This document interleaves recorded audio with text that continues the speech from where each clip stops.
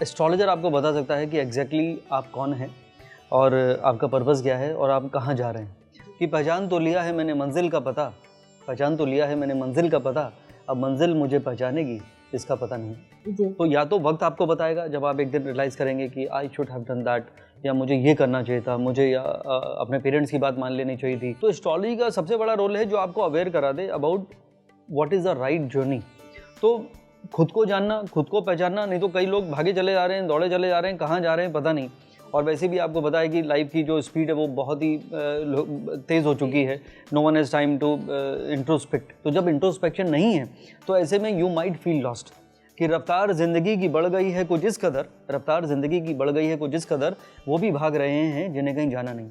तो या तो आपको कहीं जाना ही नहीं था और आप जा रहे थे, या आपको कहाँ जाना था ये आपको पता नहीं है। सबसे इंपॉर्टेंट प्लैनेट है किसी की भी कुंडली में जो मैं जो देखता हूँ वो देखता हूँ कि इस कुंडली में चंद्रमा कैसा है। बिकॉज चंद्रमा रहमत मन को रूल करता है। तो कोई इंसान कितना भी इंटेलिजेंट हो, कितना भी एथलेटिक हो, कितना भी स्ट्रैटेजिक उसकी स्ट्रैटेजी स्ट्रांग हो, लेकिन अगर उसका मून मतलब मन अगर उसका वीक है तो person will not be able to explore. तो mostly people are looking for some situation in life, या तो वजह या बेवजह। ना कोई वजह थी ना कोई ख्याल था, बेवजह थी बेख्याल था, पूरी ज़िंदगी उसी में गुजार रहे हैं। तो उनको चेंज करने का काम ही एस्ट्रोलॉजर का है। लेकिन प्रॉब्लम क्या है कि दे आर पीपल, अब वाइफ किसी तरह अपने हस्बैंड को घेर घार के लाई कि भैया मैंने अपॉइंटमेंट ले ली है, पैसे भी दे दिए हैं, फीस भी ज़्यादा है, अब तो आपको चलना पड़ेगा। अब वो आके बैठ गए तो हाँ जी बताइए, नहीं आई एम नॉट इंटरेस्टेड, ये लाइए अब सुने। अब मुझे मालूम है उसको बिल्कुल इंटरेस्ट नहीं है, तो उसकी ज़िंदगी मुझे बदलनी है क्योंकि अब मेरी जिम्मेदारी है, और वो सुनने को तैयार नहीं है। सुनने मतलब he is not believer in astrology, लेकिन वाइफ के कहने पे ज़बरदस्ती वो आ गया है। अब मेरे पास वही एक अपॉर्चुनिटी है, वही मेरे पास वो आधे घंटे का समय है जब मैं उसकी प्रोग्रामिंग मुझे बदलनी है। Then I will make sure to make him realise, then I start talking to him.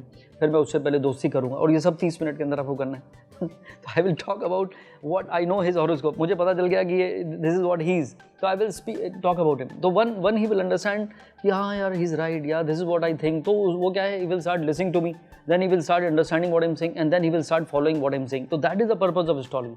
मैं कहता हूँ कि सबसे आसान तरीका क्या है ज़िंदगी में, just go with the flow. ज़िंदगी तो महज एक दरिया है, ज़िंदगी तो महज एक दरिया है, बहते चलो बस यही एक ज़रिया है। तो यहाँ पे इंसान फंसता कब है, जब वो खुद का दिमाग लगाता है कि मुझे ये करना चाहिए वो करना चाहिए। तो मैं कह रहा हूँ सोच क्या रहे हैं भाई साहब। तो I don't like people who keep on thinking and keep on planning, और उसकी वजह से आज लोग परेशान होते चले जा रहे हैं, स्ट्रेस लेवल बढ़ते चले जा रहे हैं, हेल्थ बिगड़ती जा रही है। बिकॉज हेल्थ का जो सारा जो कनेक्शन है वो माइंड से है। Psychosomatic is the word which medical scientist also use, कि bodily disorder form by human brain. Over thinking mind, negative thinking mind will create stress which will lead to anxiety, anxiety will create some chemical emotional imbalance in body, and that is how you attract some kind of element. सीधी कहानी। तो सारी जो कहानी है वो mind से है। तो happy person is always healthy person. तो सबसे इंपॉर्टेंट क्या है, आपकी हेल्थ भाई साहब। आपका बहुत बड़ा घर है और ये मेरा बेडरूम है जिसमें 2 नर्सें हमेशा रहती हैं, मतलब आपकी तबीयत खराब रहती है, तो क्या कर लिया आपने इतना बड़ा घर बना के।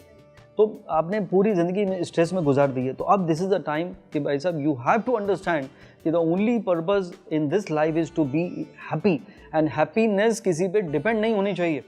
If you keep on waiting for something, you keep on waiting, क्योंकि आज ये हुआ कल वो चाहिए, परसों वो चाहिए, आपकी ये चाहत कभी ख़त्म नहीं होगी। ये जो ह्यूमन माइंड है ये कल्प्रिट है बहुत चीज़ों के लिए, क्योंकि माइंड जो है हमेशा चलता रहता है। And then you keep on analysing, realising sometime, replanning, reevaluating, उसकी वजह से कन्फ्यूजन क्रिएट होता है। मुझे लगता है कि whatever you are destined to get you will get it. तो ये एक्सेप्टेंस होना बहुत ज़रूरी है कि जो मैंने कहा कि तुम होती तो ऐसा होता और तुम होती तो वैसा होता, बच्चन साहब का डायलॉग था। जब वो होती नहीं तो फिर कैसे होता। तो होना तब वही है जो होना होता है। तो ये अगर एक्सेप्टेंस हो जाए कि destiny plays a role, some higher energies are controlling something, I have to give my best and leave him the rest. तो ये अगर आप बैलेंस बना लेते हैं with between your effort and even living things to time and God, then you will be at peace. और अगर आप सोचें कि इफ और बट ऐसा होता तो और वैसा होता तो, देन दैट तो करके जिंदगी में तोते उड़ जाते हैं। Then you will always feel wide, you will always feel कि regrets in life, and that is not a great way to live your life.